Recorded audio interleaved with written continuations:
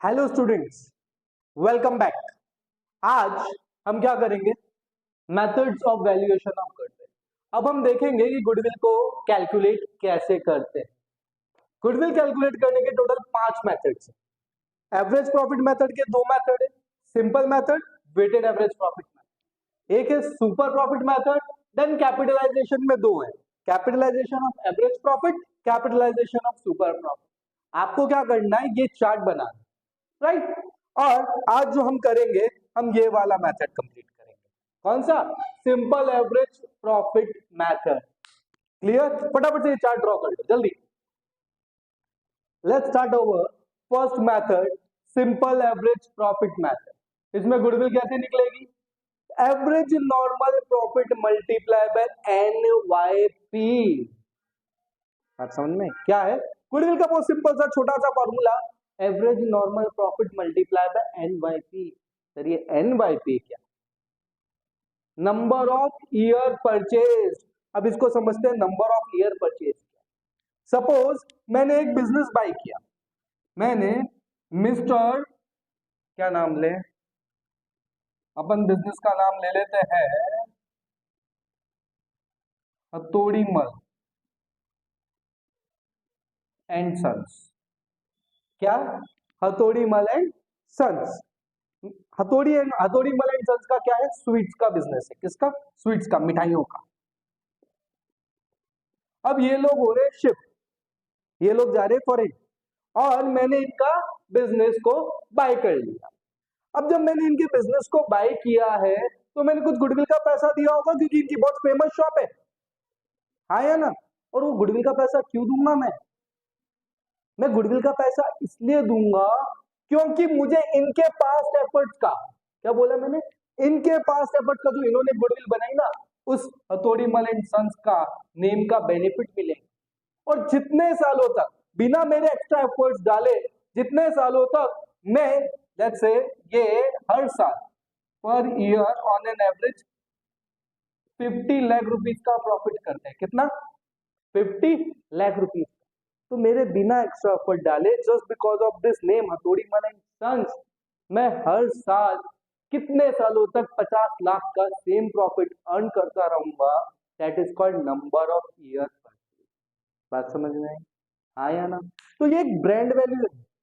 जितने सालों तक मेरे एक्स्ट्रा एफर्ट्स डाले बिना मैं इस ब्रांड वैल्यू से प्रॉफिट लेता रहूंगा ना, वो है number of year.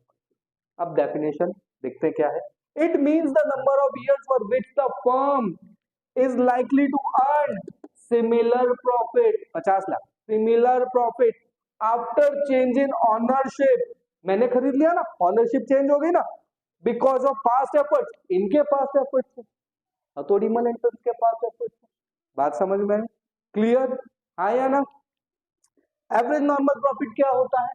Total of normal profit divided by number of year. इस पे भी अपन डिस्कस करते हैं कैसे निकालेंगे। एक बार इसको समझो और please note it down fast. Let's understand how to calculate normal profit और फ्यूचर मेंटेनेबल प्रॉफिट। ये इतना बड़ा फॉर्मूला, घबरा गए? रुको, अब मैं बताता हूं करना क्या। ठीक है, नॉर्मल प्रॉफिट का सिंपल सा मीनिंग है कि लेट्स से मेरा बिजनेस है पढ़ाने का, ठीक है। अब जो पढ़ाने से इनकम हो रही है वो मेरी बिजनेस की नॉर्मल इनकम, ठीक है।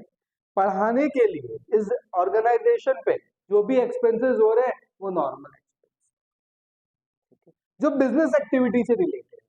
अब लेट्स से मुझे, मैंने शेयर्स में इन्वेस्ट कर रखा है, वहां से मुझे डिविडेंड मिलता है। इससे बिजनेस की जो एक्टिविटी और डिविडेंड जो रिसीव हो रहा है, दे आर नॉट कनेक्टेड, ठीक है। तो ये जो डिविडेंड रिसीव जो हो रहा है वो एबनॉर्मल इनकम है। कौन सी इनकम है? Abnormal income. उसी तरीके से let's say loss on sale of fixed asset, मेरा रोज का काम है कि असेट बेचने का, असेट बेचने से जो लॉस हुआ ये भी बिजनेस की जो नॉर्मल एक्टिविटी है उसका पार्ट नहीं, ये होता है एबनॉर्मल। हमें चाहिए नॉर्मल। अब हम पीएनएल अकाउंट बनाते वक्त, हम पीएनएल अकाउंट बनाते वक्त यहां पर लॉस बाय फायर भी लिखते हैं डेबिट साइड में, लॉस बाय थेफ्ट भी लिखते हैं, सारे एक्सपेंसेस लिख देते हैं। अब उन एक्सपेंसेस की वजह से हमारा प्रॉफिट कम हो जाता है। लेट्स से ये लॉस बाय फायर, हमारा जीपी आया बाय जीपी 2 लाख रुपए, लॉस बाय फायर हुआ 50,000 का, उसके बाद नेट प्रॉफिट बचा 1,50,000। अब एक बात बताओ, अगर हम किसी बिजनेस का प्रॉफिट देखें, नॉर्मल प्रॉफिट, तो कितना होगा? 150 होगा कि 2 लाख होगा? क्या लॉस बाय फायर कंसीडर करना चाहिए? क्या ये रिकरिंग नेचर का है? क्या ये नॉर्मल बिजनेस एक्टिविटी है? हर साल हमको लॉस लगता रहता है? नहीं ना। तो नॉर्मल प्रॉफिट कितना होगा? नॉर्मल प्रॉफिट हो जाएगा 1,50,000। हम इसमें एड बैक कर देंगे जो हमारा एबनॉर्मल लॉस है, इक्वल्स टू 2 लाख। बोलो बात समझ में आ रही? हाँ या ना? क्लियर है? Loss on sale of fixed asset वो भी सेम चीज है, उस लॉस की वजह से बिजनेस का प्रॉफिट कम हुआ है ना, और वो एबनॉर्मल लॉस है ना, एड बैक करो। क्लियर? ठीक है सर, ये over valuation of opening stock ये क्या चीज है? ओपनिंग स्टॉक को अगर हमने ओवर वैल्यू कर दिया, ज्यादा कर दिया, तो इससे कैसे हमारा प्रॉफिट कम हो गया? लेट्स सी आओ इधर देखते हैं, है ना। एक बार इसको नोट कर लो क्योंकि मुझे वर्किंग नोट्स बनाने के लिए स्पेस चाहिएगी। Please note it down fast. Note कर लिया? ठीक है। Now let's understand over valuation of opening stock and under valuation of closing stock ये क्या चीज? बचपन में ट्रेडिंग अकाउंट बनाया था, बचपन में मतलब 11th क्लास में, ठीक है। कॉमर्स का तो बचपन ही था।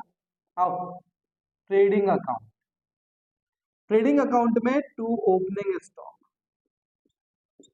2 परचेजेस, 2 डायरेक्ट एक्सपेंस, बचता जो 2 GP, by sales, by closing stock. सिर्फ समझाने के लिए लिख रहा हूं, है ना, स्पेस कम है मेरे पास तो इसलिए इसको थोड़ा सा कंप्रेस किया हुआ है। ओपनिंग स्टॉक को हम ले लेते हैं 10,000, परचेज है 1 लाख की, डायरेक्ट एक्सपेंस है 5,000, सेल्स है 3 लाख रुपीज की, और क्लोजिंग स्टॉक है 20,000। अभी अगर हम निकाले तो जीपी कितना आएगा? 3,20,000 टोटल क्रेडिट साइड की, 320 माइनस 10, 3,10,000, 3,10,000 माइनस 1 लाख, 2,10,000, 2,10,000 माइनस 5,000, 2,05,000। अब ये हम क्या सीख रहे हैं? Over valuation of opening stock. अब देखो गलती से 10,000 को हमने ओवर वैल्यू कर दिया 20,000, तो प्रॉफिट कितना हो जाएगा? अब चेक कर लेते हैं। 320 minus 20 3 lakh, 3 lakh minus 1 lakh, 2 lakh, 2 lakh minus 5,000 कितना? 2,95,000। तो ओपनिंग स्टॉक को ओवर वैल्यू करने की वजह से हमारा प्रॉफिट जो है 10,000 से कम हो गया। क्लियर? अब इसको अकाउंट्स का लॉजिक समझो क्या है। अगर हम डेबिट साइड बढ़ा देंगे ट्रेडिंग अकाउंट की, ट्रेडिंग अकाउंट का नेचर है नॉमिनल नेचर, डेबिट साइड में रिकॉर्ड करते सारे एक्सपेंसेस, और हमने एक्सपेंसेस बढ़ा दिए, डेबिट साइड को इंक्रीज कर दिया, तो डेफिनेटली हमारा प्रॉफिट जो है कम हो जाएगा। तो हमें उसको करेक्ट करने के लिए क्या करना पड़ेगा? वापस एड बैक करना पड़ेगा over valuation of opening stock. With the same logic, अगर हमने क्लोजिंग स्टॉक को कम लिख दिया, ट्रेडिंग अकाउंट कौन सा nature? Nominal nature. Nominal nature में क्रेडिट साइड में क्या करते हैं? इनकम रिकॉर्ड करते हैं। और आपने क्लोजिंग स्टॉक को क्या किया? 20,000 की जगह लेट्स से आपने 10,000 लिख दी, क्रेडिट साइड को कम लिख दिया। तो इसका मतलब क्या हुआ? इसका मतलब हमारा प्रॉफिट कम हो गया, हमको वापस इसको करेक्ट करने के लिए क्या करना पड़ेगा? एड बैक करना पड़ेगा। बात समझ में आई? हाँ या ना? ठीक है। Next, capital expenditure charge as revenue expenditure. Capital expenditure, हमने फर्नीचर खरीदा और हमने परचेज में लिख दिया। खरीदा तो फर्नीचर था, फर्नीचर हमारी एसेट थी, और हमने उसको ट्रेडिंग अकाउंट के डेबिट साइड में डाल दिया। अगर ट्रेडिंग अकाउंट के डेबिट साइड में डाल दिया, परचेज मान लिया, इसका मतलब फिर प्रॉफिट कम हो गया, उसको फिर करेक्ट करना पड़ेगा। आया ना? तो हम क्या करेंगे? एड बैक कर देंगे। क्लियर है? समझ में आई बात? Interest paid, dividend paid, sir इनको क्या, ये तो एक्सपेंस होते ही है ना, ये तो हम पीएनएल की डेबिट साइड में लिखते ही है, आया ना। अरे पर बताओ, इंटरेस्ट पेड और डिविडेंड पेड, अगर किसी से आपने लोन लिया होगा तो उस पर इंटरेस्ट दे रहे हो, इससे बिजनेस का जो ऑपरेशन है, ऑपरेटिंग एक्टिविटी ऑफ बिजनेस जो है, इंटरेस्ट पेड उसका पार्ट नहीं है, ठीक है। उसी तरीके से डिविडेंड पेड, अब तो डिविडेंड पेड इसमें क्यों आया, करेक्ट बोल रहे हो बेटा, अभी फर्म है तो डिविडेंड पेड नहीं आएगा, पर जो डिविडेंड पेड होता है वो भी नॉन ऑपरेटिंग एक्सपेंस होता है, क्लियर। इसको आगे अपन कंपनी पढ़ेंगे ना, उसमें ये चीज को और डिस्कस कर लेंगे। इंटरेस्ट पेड आया ना, इंटरेस्ट पेड भी नॉन ऑपरेटिंग एक्सपेंस है, इसलिए इसको भी यहां से हम वापस एड बैक करेंगे, क्योंकि इसकी वजह से भी प्रॉफिट कम हुआ है। हमें क्या कैलकुलेट करना है, नॉर्मल प्रॉफिट। समझ में आ गई बात। तो ये जो ऐड कर रहे हैं एक बार वापस क्विकली रिवाइज कर देते हैं। Abnormal loss, loss by theft, loss by fire, इनको वापस ऐड बैक करेंगे, आया ना, ठीक है। उसके बाद over valuation of opening stock, under valuation of closing stock, ये मैंने एक्सप्लेन किया इधर। अगर हमने over valuation of opening stock किया है, हमने ट्रेडिंग की डेबिट साइड को ज्यादा कर दिया, हमारा प्रॉफिट कम हो गया, clear. Under valuation of closing stock, sir credit side को कम कर दिया, इसका मतलब फिर प्रॉफिट कम हो गया, फिर एड बैक करना पड़ेगा। अब कुछ बच्चों के दिमाग में क्वेश्चन आ रहा होगा, सर आपने बोला कि ट्रेडिंग अकाउंट नॉमिनल नेचर का होता है और क्रेडिट साइड में तो हम इनकम रिकॉर्ड करते हैं, तो ये क्लोजिंग स्टॉक यहाँ क्या कर रहा है, राइट। तो जिन बच्चों को इसमें डाउट है वो मुझे व्हाट्सअप करके पूछ ले या कमेंट में पूछ ले, क्योंकि ये चीज 11 का कंसेप्ट है, या फिर मैं आपको इसको लेटर ऑन, पहले हम ये टॉपिक कंप्लीट करेंगे, बाद में फिर समझाऊंगा कि क्लोजिंग स्टॉक को क्रेडिट साइड क्यों लिख रखा है, क्योंकि इनकम नहीं है, ये तो एसेट है ना, फिर ये ट्रेडिंग अकाउंट में क्या कर रहा है, ठीक है, क्लियर। चलो प्लीज नोट दिन डाउन फास्ट। नाउ अब लेस क्या क्या करेंगे, तो ऐसे लॉसेस या ऐसे एक्सपेंसेस जो बिजनेस के नहीं थे उनको हमने ऐड बैक कर लिया। अब ऐसी इनकम जो नॉर्मल बिजनेस का पार्ट नहीं है, जो इसकी वजह से हमारा प्रॉफिट बढ़ा हुआ है, तो नॉर्मल प्रॉफिट निकालने के लिए क्या करेंगे, हम उनको माइनस कर देंगे, ठीक है। उधर एबनॉर्मल लॉस था तो इधर एबनॉर्मल गेन हो गया, profit on sale of fixed asset, clear. Over valuation of closing stock, again same concept, अगर क्लोजिंग स्टॉक ओवर वैल्यू हुआ, एक बार वापस बताता हूं इधर देखो, बाय क्लोजिंग स्टॉक, ठीक है। क्रेडिट साइड अगर ये चीज ओवर वैल्यू हो गई, इसका मतलब हमारी इनकम ज्यादा ही होगी, हमारा ग्रॉस प्रॉफिट बढ़ा हुआ आया होगा, हमको क्या करना पड़ेगा, कम करना पड़ेगा।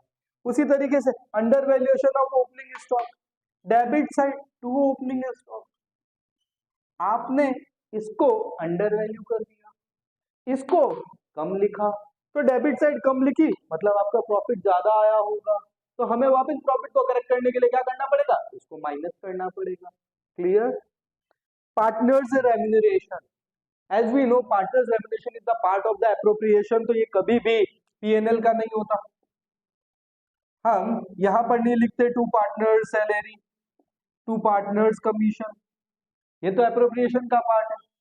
इसका मतलब यहां पर जो नेट प्रॉफिट आया, टू नेट प्रॉफिट, इसमें से पार्टनर्स रेम्यूनरेशन अभी तक डिडक्ट नहीं हुआ हुआ है, बट हम ये मान के चल रहे हैं कि पार्टनर्स रेम्यूनरेशन, वो जो पार्टनर सैलरी पार्टनर्स कमीशन है ना, ये जो पार्टनर्स ने मेहनत करी ना उसका पार्ट है, ठीक है। तो इसे हम नॉर्मल एक्सपेंस मानेंगे, जो पहले डिडक्ट नहीं हुआ था उसको अब हम डिडक्ट करेंगे, क्लियर है।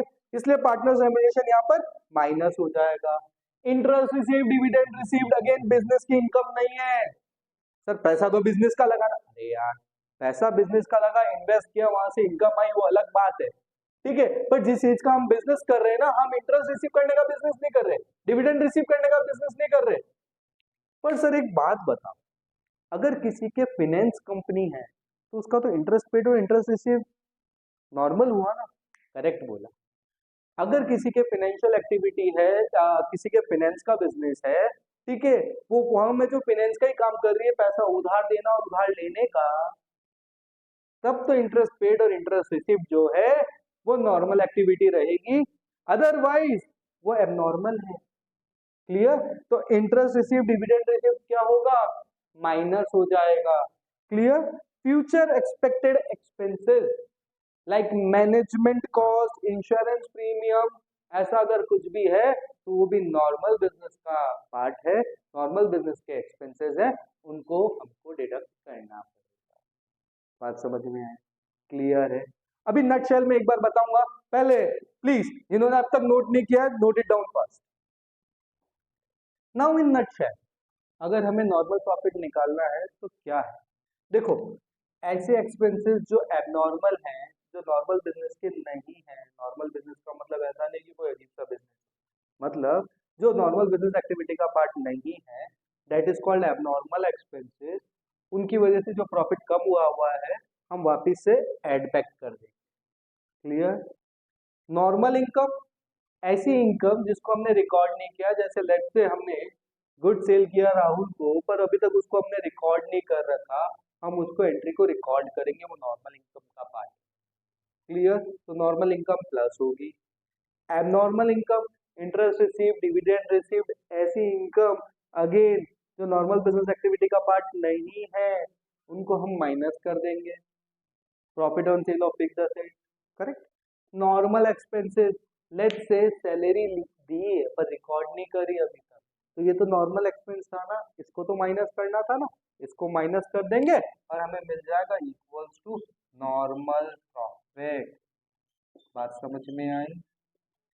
हाँ या ना? हमको मिल जाएगा क्या? Normal profit of a business. अब इसको रिकॉर्ड कर लो, ठीक है, डन। और उसके बाद हम आगे अब क्वेश्चन करेंगे, please let's understand with the help of question. 18-19 के अंदर प्रॉफिट है 50,000, 19-20 में 40,000, 20-21 में 75,000, 21-22 ब्रैकेट में 25,000। रिमेंबर, जहां पर भी ब्रैकेट दिख जाए इसका मतलब उस ईयर में लॉस, ये फिगर नेगेटिव है, ब्रैकेट लगा हुआ है ना, इट रिप्रेजेंट्स नेगेटिव, ठीक है।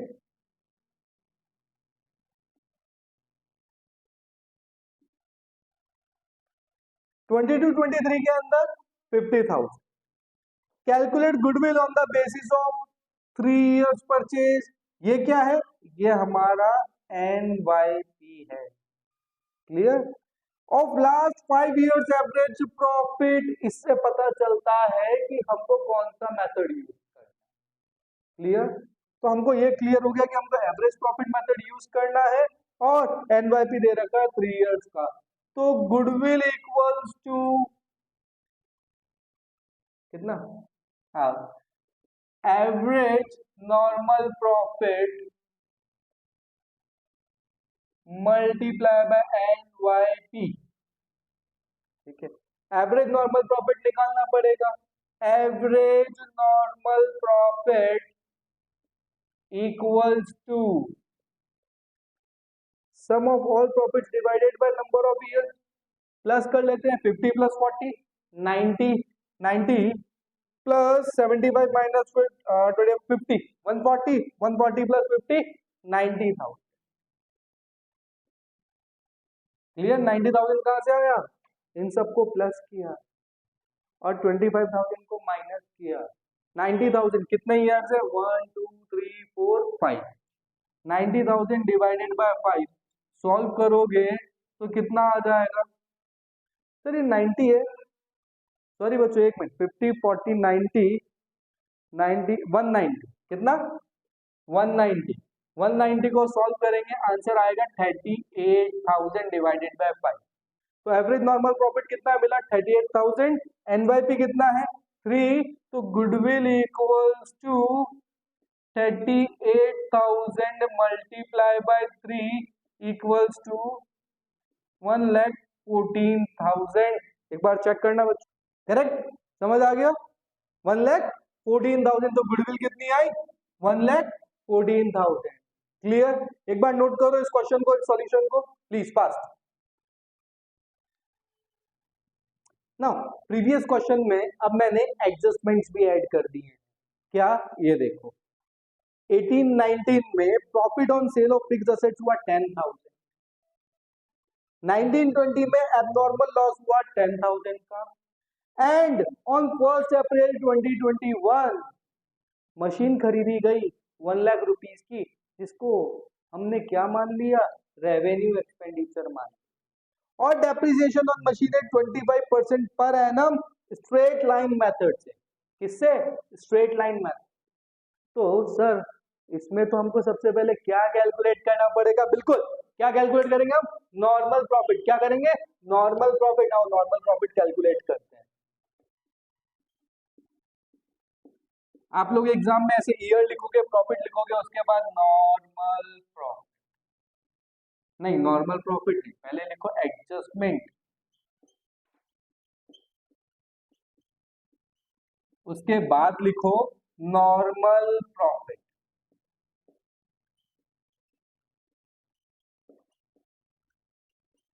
So now tell me 50,000 profit on sale of fixed assets, abnormal income क्या है? Abnormal gain. क्या करेंगे इस 10,000 को? सर हटा दो, माइनस कर दो। Very good. क्या करेंगे? -10,000। कितना बचा? 40,000। बहुत बढ़िया। Next year abnormal loss of ₹10,000। Sir abnormal loss है, इसकी वजह से तो प्रॉफिट कम हो गया, क्या करें? बढ़ा दो, +10,000। 40 + 10 50,000। 2021 में कुछ भी नहीं है, इसका ध्यान रखना है 1 अप्रैल 2021 है, मतलब ये इस ईयर से शुरू होगा। यहाँ पे तो 31 मार्च 21 को एंड होगा, तो यहाँ कुछ भी नहीं, 75,000। अब now machine purchase of ₹1 lakh, जिसको हमने पीएनएल के डेबिट में लिख दिया, जिसको हमने रेवेन्यू एक्सपेंस मान लिया, इसकी वजह से हमारा प्रॉफिट कम हो गया होगा। और ये तो फिक्स्ड एसेट्स है, ये तो बैलेंस शीट में शो होना चाहिए था, पर हमने कहाँ कर दिया? पीएनएल में। तो इसकी वजह से क्या हमारा प्रॉफिट कम हो गया। हम क्या करें? +1 लाख। बात समझ में आई? पर सर एक बात बताओ, पर डेप्रिसिएशन तो लगना चाहिए था ना? हाँ तो लगाओ ना, बिल्कुल, क्या इंटेलिजेंट हो, लगा दो डेप्रिसिएशन। 1 लाख का 25% कितना? 25,000। वो माइनस कर देते हैं 25। क्लियर? तो 25 प्लस के 25 माइनस के टोटल यहां पर आ जाएगा 1 लाख। कैसे? 25,000 प्लस 1 लाख, क्यों कितना होगा? लेट्स से 25,000 माइनस के प्लस 1 लाख 75,000। सर 25,000 और माइनस, करेक्ट है, सॉरी बच्चों, यहाँ पे कितना आ जाएगा? 50,000। कितना? 50,000। क्लियर? 22-23 में सर इसमें तो कोई एडजस्टमेंट दे ही नहीं रखा। वेट वेट, अगर आपने किसी को असेट माना है तो असेट तो रहेगी ना बेटा। 1 लाख की यहाँ पे थी, यहाँ पर डेप्रिसिएशन लगा दिया, तो अब सर हम क्या बचे? 75,000 का 25% कर देते हैं। प्लीज गलती मत करना, यहाँ पर चेक करना मेथड कौन सा दे रखा है।